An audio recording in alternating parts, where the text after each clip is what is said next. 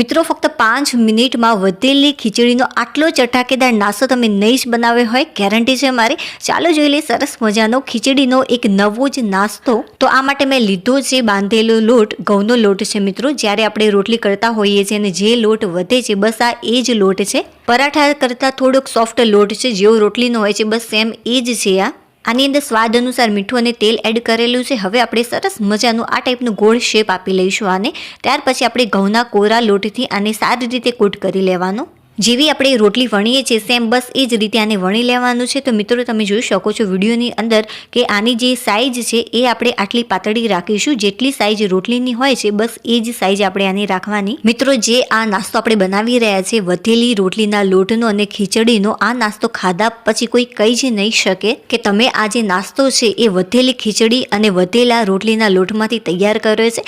હવે મિત્રો અહીંયા મેં લીધી છે વધેલી ખીચડી. જ્યારે મેં ખીચડી બનાવી ત્યારે એની અંદર મીઠું અને હળદર એડ કરેલી હતી, એટલા માટે અત્યારે આપણે એકદમ ઓછું મીઠું એડ કરીશું. થોડુંક જ મેં મીઠું લીધું, 5 ચમચી જેટલું. તમે સ્વાદ અનુસાર મીઠું એડ કરી શકો છો. હવે આપણે એક મોટી ચમચી ભરીને કાશ્મીરી લાલ મરચું પાવડર એડ કરીશું કે જેનાથી કલર અને ટેસ્ટ બંને બહુ જ સરસ લાગે છે. જો કાશ્મીરી લાલ મરચું પાવડર ન હોય તો તમે તીખું લાલ મરચું પાવડર પણ એડ કરી શકો છો.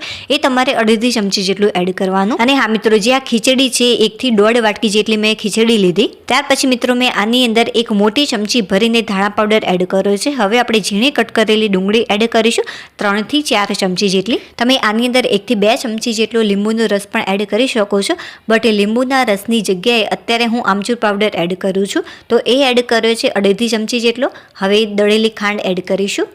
તો દળેલી ખાંડ આપણે 2 મોટી ચમચી ભરીને લઈશું અને થોડીક ઝીણી કટ કરેલી કોથમીર એડ કરવાની, 2 થી 3 ચમચી જેટલી. આ ટેસ્ટી ચટાકેદાર મસાલા ઉપરથી જ મિત્રો તમે આઈડિયા લગાવી શકતા હશો કે કેટલો ટેસ્ટી અને ચટાકેદાર આ નાસ્તો તૈયાર થશે. ગળપણ ખટાશ અને તીખાશથી એકદમ ભરપૂર છે. છેલ્લા 15 વર્ષનો કુકિંગનો મારો અનુભવ છે રસોઈનો મિત્રો. કલર્સ ગુજરાતી જે ચેનલ છે એની અંદર જે રસોઈ શો આવે છે એમાં હું 2 વાર આવેલી છું. હવે જે રોટલી આપણે વણી હતી એની અંદર જે આપણે સ્ટફિંગ તૈયાર કર્યું છે એ આ રીતે આપણે પાથરી દઈશું. તમે ચમચીની મદદથી થોડુંક સ્પ્રેડ કરશો, મતલબ કે થોડુંક આ રીતે દબાવીને સ્પ્રેડ કરશો તો બહુ જ સરસ રીતે સ્ટફિંગ ફેલાઈ જશે. બધું જ સ્ટફિંગ મેં સારી રીતે પાથરી દીધું છે. હવે આપણે ઉપરથી એક બીજી રોટલી લઈશું અને એ રોટલીને તમારે શું કરવાનું છે, આ રીતે વિડીયોની અંદર તમે જોઈ શકો છો એના ઉપર મૂકી અને સાઈડનો જે ભાગ છે કિનારીવાળો એને આપણે આ રીતે થોડુંક પ્રેસ કરીશું. ઉપરની જે રોટલી છે મેં થોડીક નાની રાખી છે કે જેથી સ્ટફિંગ જેટલો ભાગ પૂરાઈ જાય, બસ એટલું જ રાખવાનો કે આ જે રોટલી છે કાચી ન લાગે.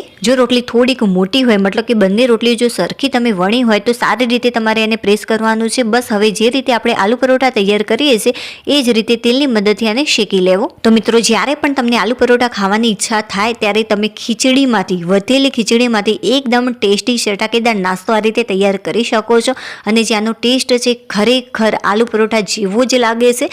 ચાલો હવે હું આનો ટેસ્ટ કરી તમને સાચી માહિતી આપું કે જે આ રેસીપી છે ખરેખર કેવી બની છે. જો ગરમા ગરમ સર્વ કરશો તો ખરેખર 4 ચાંદ લાગી જશે આ રેસીપી ખાવામાં. અરે વાહ ફ્રેન્ડ્સ, ખરેખર સુપર્બ A1 બની છે. મારી આ રેસીપી તમને થોડીક પણ નવી અને ટેસ્ટી લાગી હોય તો વિડીયોને લાઇક કરી દેજો અને ચેનલને સબસ્ક્રાઇબ ચોક્કસથી કરી લેજો. બાય.